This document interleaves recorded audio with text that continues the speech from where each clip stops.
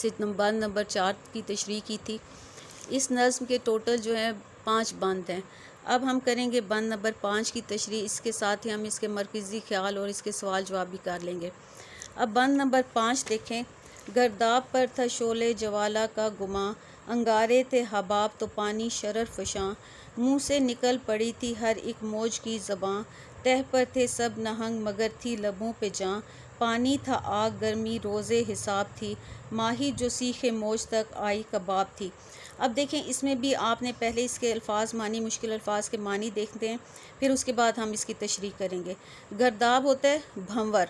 आपने अक्सर देखा होगा कि पानी में गोल चक्कर सा होता है, उसको भंवर या पानी का चक्कर कहते हैं। जैसे अक्सर आपने देखा होगा कि जब हवा चलती है, बहुत तेज़ आंधी आती है, तो उसमें भी गोल गोल वो घूमती है, हवा का चक्कर सा होता है, तो उसको गर्दाब या भंवर कहते हैं।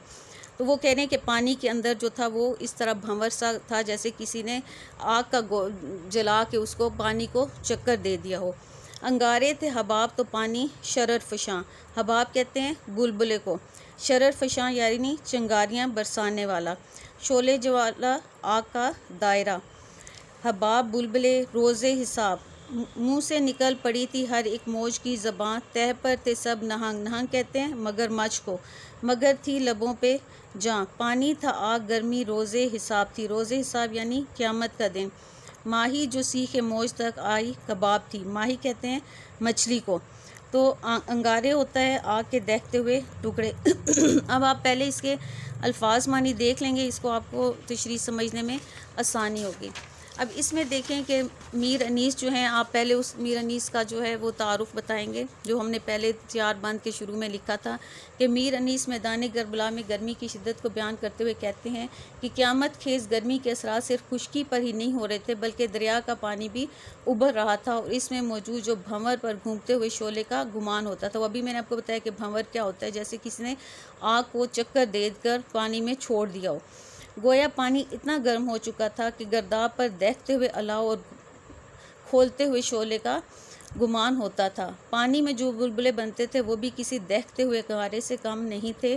दरिया का पानी भी आग बरसा रहा था। दरिया की मौजें भी गर्मी की वजह से परेशान थीं और मगरमच्छ जैसे बड़े जानवर भी ज़ेर आब यानी पानी के नीचे पनाह लेने पर मजबूर थे, क्योंकि कोई भी जो आबी जानवर था वो पानी के ऊपर नहीं आ रहा था, क्योंकि जैसे ही वो पानी के ऊपर आते थे तो गर्मी की शिद्दत से वो दोबारा पानी के नीचे चले जाते थे।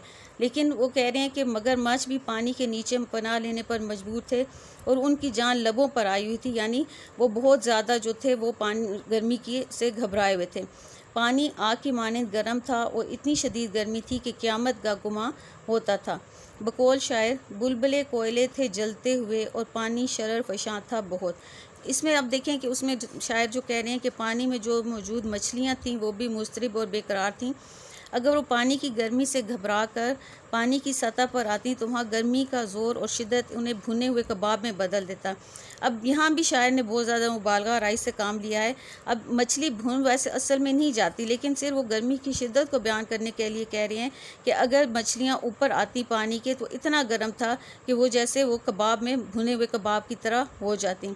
उनका मकसद असल में गर्मी की शिद्दत को बयान करना है। गर्मी की ऐसी हालत में भी इस्लाम की सरबुलंदी के लिए हज़रत इमाम हुसैन अपने जानिसार साथियों के साथ अपने मौक़िफ़ पर डटे रहे और उनके पाए इस्तक़लाल में कोई कमी नहीं आई। किसी भी किस्म के हालात उन्हें हक़ की राह से हटा ना सके। उन्होंने जान दे दी लेकिन बातिल को हक़ कहने पर रज़ामंद ना हुए। आखिर में आप इससे मुतल्लिक़ा शेर लिखेंगे, कत्ले हुसैन असल में मर्गे यजीद है, इस्लाम ज़िंदा होता है हर करबला के बाद। ये जो आखिरी पैराग्राफ है कि गर्मी की ऐसी हालत में भी इस्लाम की सरबुलंदी के लिए हज़रत इमाम हुसैन अपने जानिसार साथियों के साथ, ये यहाँ से लेकर यहाँ तक जो पैराग्राफ है, अगर आपको पेपर में कोई भी पैराग्राफ आ जाता है, किसी भी बंद की तशरीह आ जाती है, तो आप ये वाला पैराग्राफ आखिर में लाजमी इसको लिखें। इसको वहाँ चूँकि कोई भी आपको बंद जो भी आएगा तशरीह उसमें आप ये लिखेंगे, और ये वाला जो शेर है ये भी आप हर बंद की तशरीह के आखिर में लिख सकते हैं। इस नज़्म के 5 बंद थे, पाँचों बंद की हम लोग तशरीह मुकम्मल कर चुके हैं। अब हम इसका मरकज़ी ख्याल करेंगे। मरकज़ी ख्याल लिखना कोई मुश्किल नहीं होता, आपको अगर तशरीह आती है तो आप ख़ुद से भी इसका लिख सकते हैं। اب اس کا مرکزی خیال دیکھیں کہ اس مرثی میں میر بابر علی انیس نے کربلا کے میدان میں گرمی کی شدت کو بیان کرتے ہوئے کہا ہے کہ آسمان سے آگ برس رہی تھی اور زمین تنور کی طرح تپی ہوئی تھی، انسان تو انسان، جانور بھی اس گرمی سے پریشان تھے، یہاں تک کہ درختوں کے پتے بھی اس گرمی میں مرجھا گئے تھے۔ غرض میر انیس نے مبالغہ آرائی کی حد تک گرمی کی شدت کا ذکر کیا ہے۔ آپ کو اگر تشریح آتی ہے تو آپ ہر بند میں سے ایک لائن جو ہے وہ لے کر مرکزی خیال لکھ سکتے ہیں، ٹھیک ہے۔ اب ہم اس کی مشق کے سوالات کریں گے، کیونکہ یہ جو ہے حصہ نظم اور حصہ غزل، اس میں سے سوال جواب لازمی آتے ہیں، اور وہ جو مشق کے آخر میں دیے گئے ہوتے ہیں اسی میں سے آتے ہیں، تو آپ نے یہ لازمی یاد کرنے ہیں، اور یہ بھی آپ لوگوں کے لیے مشکل نہیں ہے، آپ نے تشریح یاد کی ہوئی ہے، یہ جو اس کے جوابات ہیں وہ اسی کے اندر سے ہیں۔ شاعر نے گرمی، پہلا سوال ہے، شاعر نے گرمی کا ذکر کرتے ہوئے شمع کی مثال کیوں دی ہے؟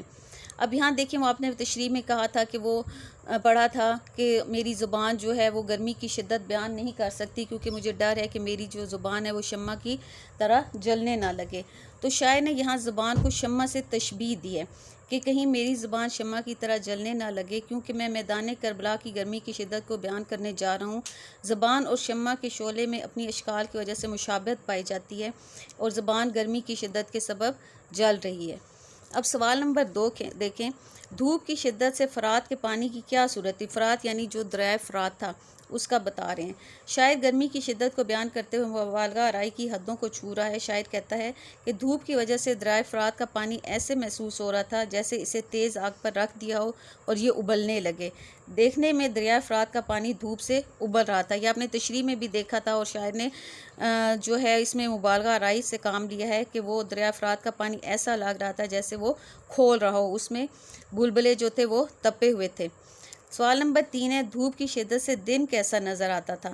اب یہاں بھی میدان کربلا میں دھوپ کی شدت بیان کرتے ہوئے میر انیس کہتے ہیں کہ اس روز گرمی کی حدت اور تپش سے سب کا برا حال تھا، اور دھوپ کی شدت نے چمکتے دمکتے دن کو بھی سیاہ لباس پہنا دیا تھا، یعنی وہ بھی کالے رنگ کا نظر آ رہا تھا۔ گرمی کی شدت، جیسے گرمی میں کوئی باہر نکلتا ہے تو اس کا وہ چہرہ جھلس جاتا ہے، کالا ہو جاتا ہے، تو وہ بھی دن کو بھی اس کالے سے لباس سے تشبیہ دے رہے ہیں کہ اسے ایسا لگتا تھا کہ وہ چمکتا دمکتا دن جو ہے وہ گرمی کی تپش سے سیاہ ہو گیا تھا۔